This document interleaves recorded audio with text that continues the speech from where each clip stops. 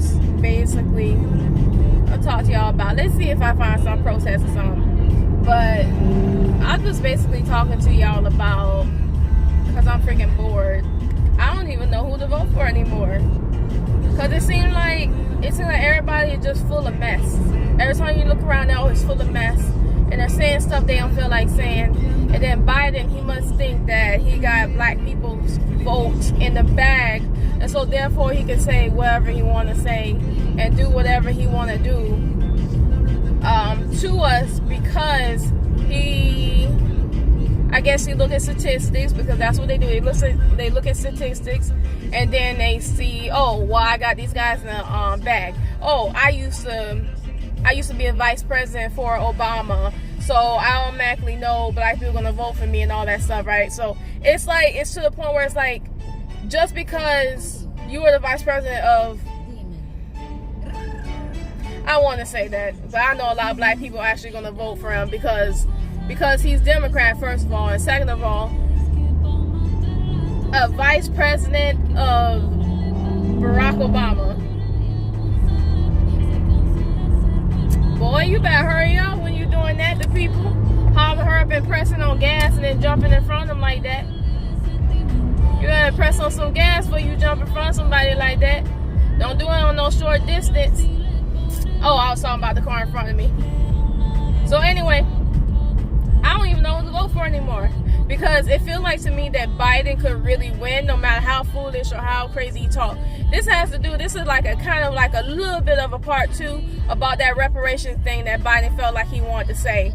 So it's like, so basically you talking about something, oh, so listen, this is an example I gave to somebody. It's like, I go to you, I put you at knife point or gun point, and then I say, hey, I'm going to take your $20 away from you. I'm going to take your $20 away from you, and I'm going to hold it in my hand. And then you say, I want my $20 back. And then I say, oh, you can't get your $20 because, oh, other people, I know a guy down the street, they got his $20 taken away, and until he get his $20 back, you can't get yours back. You understand what I mean? That's an example, although it's a more poor example, because the guy got his $20 back times 3, actually. But it's like, you know, it's a type of example like that. It's like, so basically you're using excuses to why you won't do anything to help black Americans. And you shouldn't be doing that.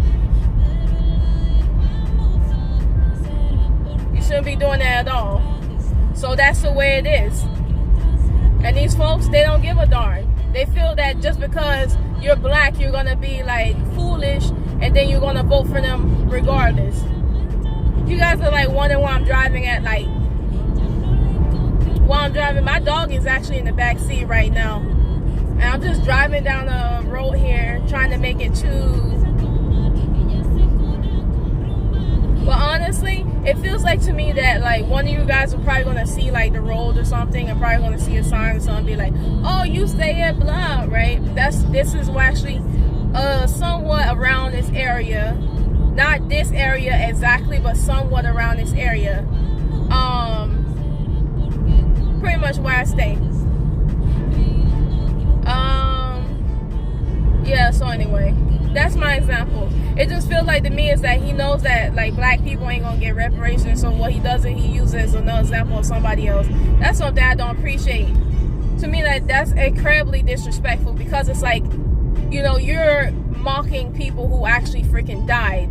You're mocking the people who actually died. You don't put nobody else into receiving something when it has to do with a group of people, because you're actually mocking the people that died, and you're actually mocking our ancestors. You're actually mocking me today, because it's like none of the stuff that we go through is funny.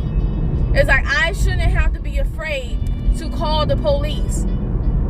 I shouldn't have to be afraid.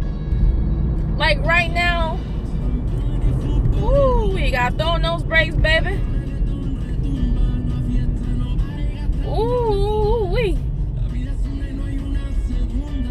I see the little lights flash like they caught somebody running a light, and you see don't know if you guys see it, red, blue. That's the police right there, right across the street. A whole bunch of them. I wonder why they out there like that. I don't see no protesters, y'all. So anyway, yeah, as I was saying, I'm looking for like protesters or something like that so I can kind of join in. I got a mask and all that stuff. I'm not going to leave my car because this is like sleep get up anyway. This ain't no war get up. But it's like, it's good to like actually be able to take a part in something because it's your right. You understand? I know a lot of people, we're actually going to jail for this, man. We're going to jail for this. We're going to jail for just exercising our rights. And there's a lot of people who I actually spoke to, at least online, and then they feel that I'm crazy for wanting to go outside, and then protest and then exercise my right. They feel that I'm crazy for that. But I'm not crazy for that. It's our right. It's our right to exercise our rights, pretty much. I'm not crazy for that at all. But there's folks online that literally got pissed at me. And they're like, oh, well, we see you trying to do this, and we see you trying to go and try to convince other people to do something, you know, other women to do something, to go outside. It's like, women can do whatever the heck they want. It's, you know, it's our bodies or whatever like that. That's what y'all argued. Yeah, that's what y'all argued about. You understand what I mean? It's like they say, oh, police are actually taking bags and hitting it in our eyeballs. You know, they're taking bags and hitting in our eyeballs. What else they're doing? They're actually running old people over. Groups of them. And I say, like, how much of a coward you gotta be to go and try to run somebody over? That's cowardice. That's wrong.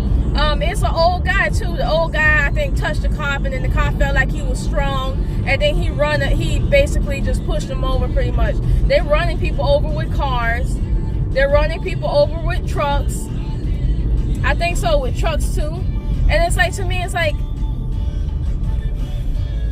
people are doing this. People aren't doing this for like some dumb reason, like, oh, we're just standing out here, just to be standing out here, or something like that, for some dumb reason. People are actually doing this because black people are dying, or being killed, and nobody's doing a darn thing about it. It's acceptable.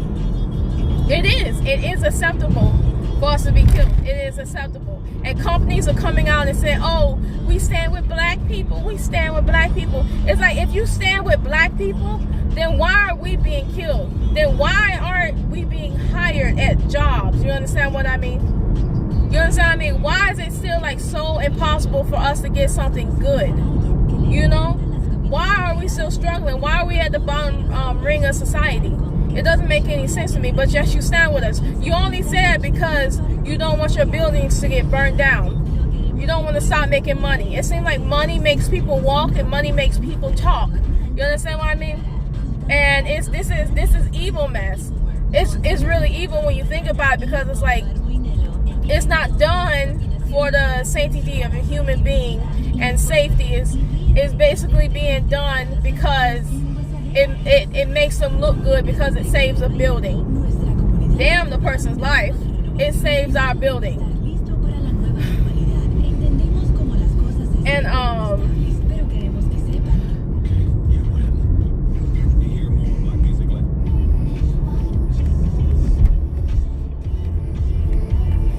I'm not even listening to that girl anymore.